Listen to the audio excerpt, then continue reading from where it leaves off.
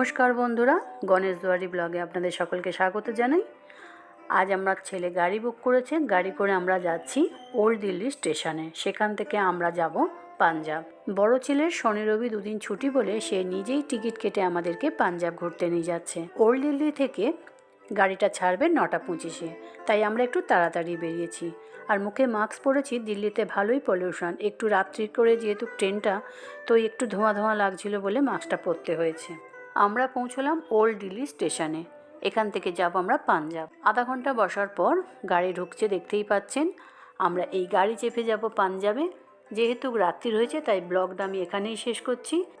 Next ব্লগে আমি আপনাদেরকে পাঞ্জাবের যেসব বিখ্যাত জায়গাগুলো আছে ঘুরিয়ে দেখাবার চেষ্টা করব। তার জন্য আপনাদের কি করতে হবে, একটা লাইক করতে হবে, চ্যানেলটাকে সাবস্ক্রাইব করতে হবে যারা এখন অবধি সাবস্ক্রাইব করেননি। আজ এই পর্যন্ত। সুস্থ থাকবেন, ভালো থাকবেন, টাটা।